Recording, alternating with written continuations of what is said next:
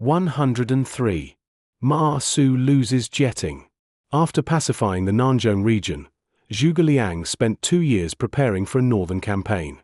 In the winter of 227 AD, he led the Shu army to Hanzhong, a strategic location near the border of Wei and Shu, allowing him to launch attacks against Wei whenever an opportunity arose. Before departing from Chengdu, he submitted a memorial to Emperor Liu Shan, urging him not to be complacent or underestimate himself, to trust virtuous ministers while distancing himself from flatterers, and to uphold the cause of restoring the Han dynasty. This memorial became known in history as the famous Memorial on the Northern Campaign, Chusha Biao. The first northern expedition begins. At the start of the new year, Zhuge Liang employed a diversionary tactic.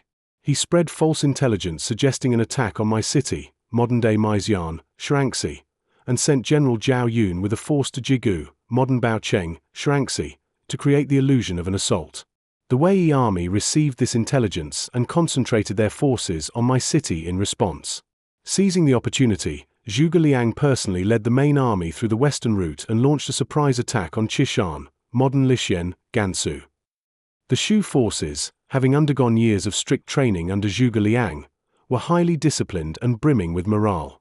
Since the death of Liu Bei, Shu Han had remained largely inactive, making Wei complacent and unprepared. The sudden offensive caught the Wei defenders at Qishan off guard, and they were quickly routed. The Shu army advanced further, and the governors of Qianshui, Nan'an, and Anding all defected to Zhuge Liang. At that time, Emperor Cao Pi of Wei had recently died. The Wei court was thrown into panic upon hearing of the large-scale Shu invasion. However, the newly crowned Emperor Cao Rui remained calm and immediately dispatched General Zhong He with 50,000 troops to reinforce Qishan. He also personally traveled to Chang'an to oversee the war effort. The appointment of Ma Su. Upon reaching Qishan, Zhuge Liang decided to secure a critical supply route by occupying Jieting, modern-day southeast Zhuanglang, Gansu. Choosing a commander for this mission was crucial. Despite having several seasoned generals available, Zhuge Liang chose his advisor Ma Su for the task. Ma Su was well read in military strategy and often engaged in lengthy discussions about warfare. In previous councils, he had proposed clever ideas, earning Zhuge Liang's trust. However, before his death, Liu Bei had warned Zhuge Liang, saying, "Ma Su is a man who speaks beyond his abilities. He should not be entrusted with major responsibilities without thorough testing." Unfortunately, Zhuge Liang had not taken this warning to heart.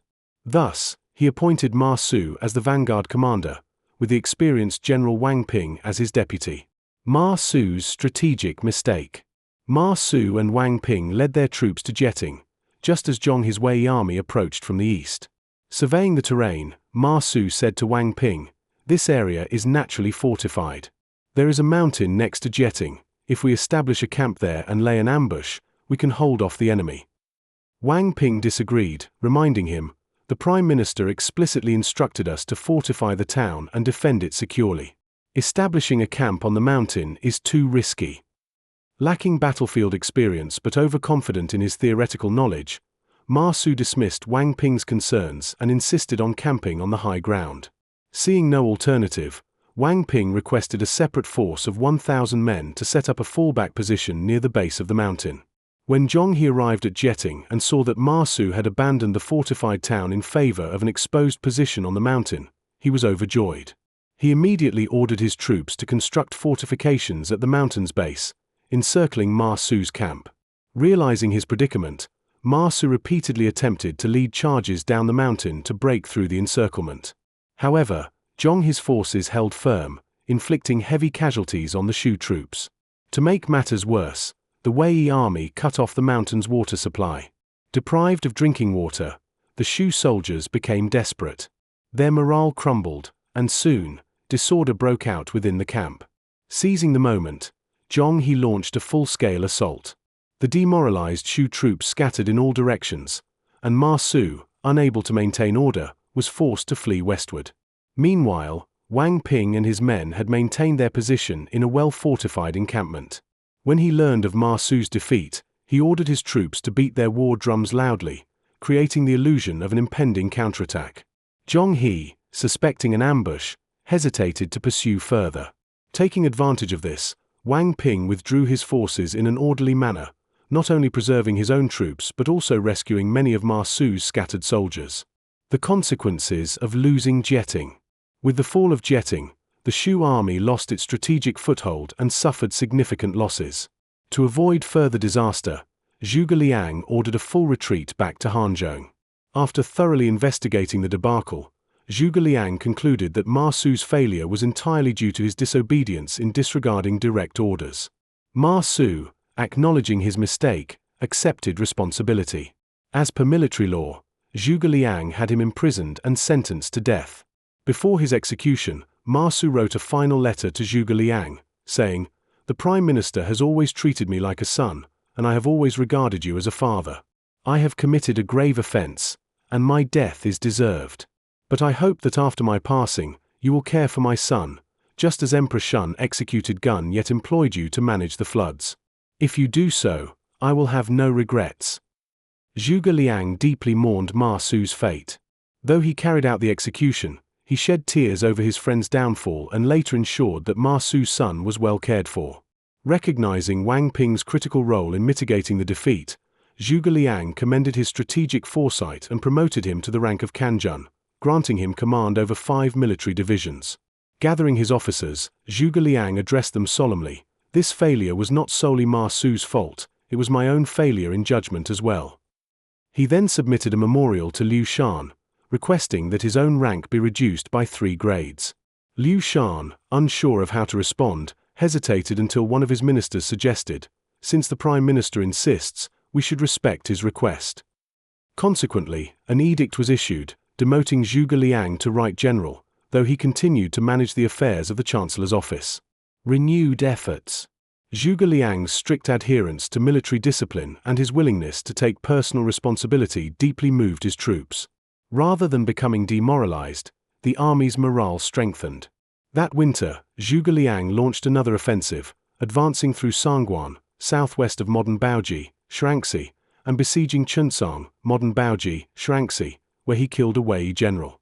In the following spring, he successfully recaptured Wuju, modern Chengxian, Gansu, and Yinping, northwest of present-day Wenxian, Gansu. In recognition of these victories, Emperor Liu Shan restored Zhuge Liang's title as Chancellor of Shu. 104. The Battle of Wujiang Plains. In April 229 AD, Sun Quan formally declared himself Emperor of Eastern Wu. Most officials in Shu Han viewed this as an illegitimate claim and urged severing ties with Wu. However, Zhuge Liang insisted on maintaining the alliance, believing that Shu's primary adversary remained the state of Wei. He continued preparations for another northern campaign. In 231 AD, Zhuge Liang launched his 4th northern expedition, leading his forces once again to attack Qishan. The Wei court responded by sending the seasoned general Sima Yi, accompanied by Zhong He and other commanders, to counter the Shu army. Zhuge Liang left part of his army to defend Qishan while personally leading the main force to confront Sima Yi. Sima Yi, fully aware of Zhuge Liang's strategy, assessed the situation carefully. He deduced that Shu's supply lines were weak and that Zhuge Liang's army would not be able to sustain a prolonged campaign. Therefore, instead of engaging in battle, he fortified his positions in key mountain passes and ordered his troops to hold their ground, refusing to fight. Frustrated by the lack of action, some of Wei's own generals accused Sima Yi of cowardice, saying, "Are you so afraid of the Shu army that you avoid battle like one would flee from a tiger? Do you not fear becoming the laughingstock of the world?" Under pressure, Sima Yi reluctantly launched an attack on Zhuge Liang's forces, but the Shu army decisively repelled the Wei troops, inflicting heavy casualties. However, despite the victory, Shu's grain supply was running low due to logistical failures. Zhuge Liang had no choice but to withdraw his army. As the Shu forces retreated, Zhong He pursued them aggressively.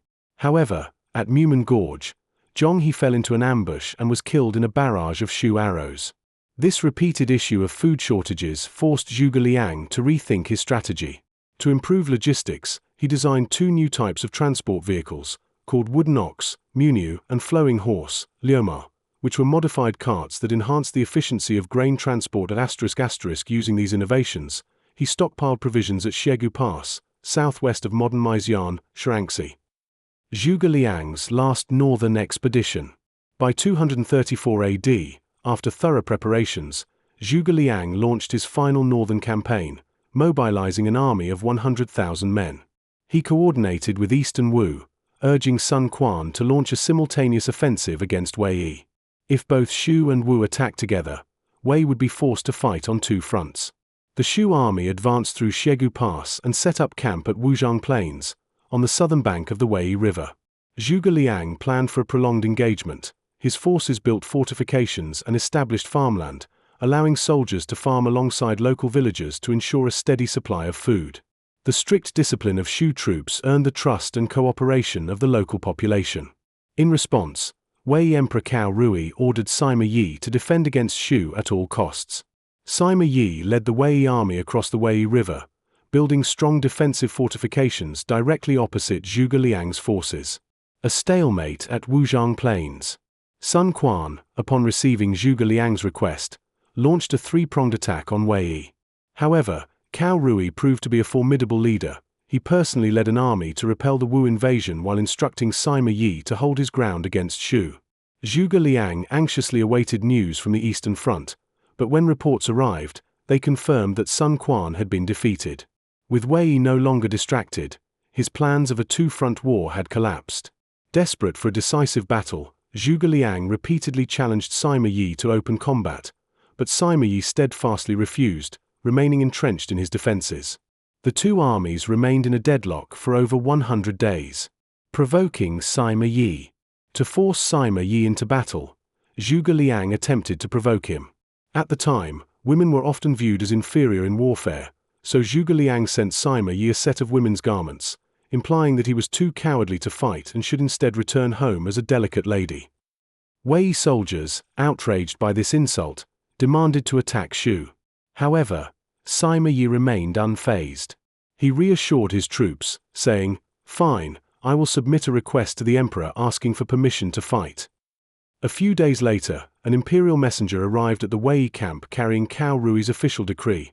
Under no circumstances was Sima Yi allowed to engage the Shu army. Hearing this, the morale of the Shu troops plummeted. They had hoped that their provocations would force a battle, but their enemy remained unmoved. Zhuge Liang, however, understood the real situation. He sighed and said, Sima Yi's request to fight was merely a show for his soldiers. A general in the field does not need to send an envoy over 1,000 miles away to request permission to battle. His true intention is to wait for us to exhaust ourselves. The death of Zhuge Liang. Just as Sima Yi predicted, Zhuge Liang's health began to decline due to overwork and exhaustion. His daily routine involved handling every military matter personally, rising early and working late into the night. Hearing of his worsening condition, Emperor Liu Shan sent the minister Li Fu to Wuzhang Plains to check on him. As Li Fu sat by his bedside, Zhuge Liang, already weak, spoke in a low voice, "I know what you wish to ask. You want to know who should succeed me. It should be Jiang Wan." Li Fu then asked, if Jiang Wan cannot fulfill the role, who should be next? Zhuge Liang replied, Fei Yi. When Li Fu attempted to ask further questions, Zhuge Liang closed his eyes, too weak to continue speaking. A few days later, at the age of 54, Zhuge Liang passed away in his military camp. The deception after his death. Before his passing, Zhuge Liang had given orders that his death should be kept secret until the army had safely retreated. The Shu generals placed his body in a carriage, disguising it as though he was still alive, and began an orderly withdrawal. When reports of Zhuge Liang's death reached the Wei camp, Sima Yi immediately launched a pursuit. However, just as the Wei forces crossed Wuzhang Plains, they saw the Shu army suddenly turn around, banners raised, with war drums beating loudly. Fearing that it was an ambush, Sima Yi panicked and ordered a full retreat. Once the Wei army had withdrawn to a safe distance, the Shu forces calmly completed their retreat without further interference. This event became a popular legend among the people. Common folk composed a rhyme mocking Sima Yi, even a dead Zhuge scares away a living Zhongda. Zhongda was Sima Yi's courtesy name. Upon hearing this, Sima Yi did not grow angry but instead sighed and said, I can predict the actions of a living Zhuge, but how could I have foreseen the plans of a dead one? Later, He personally visited the abandoned Shu camp and studied Zhuge Liang's formations. Overcome with admiration, he declared, "Zhuge Kongming was truly a genius unmatched in this world." Legacy of Zhuge Liang.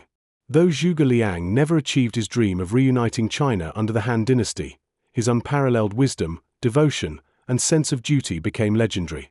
In an essay attributed to him, later Memorial on the Northern Campaign, Hu Chusha Biao, there is a famous phrase that captures his life's dedication. To bend every effort until death, never resting until the task is complete. JGNG Jinsue, Essa Hu Wai.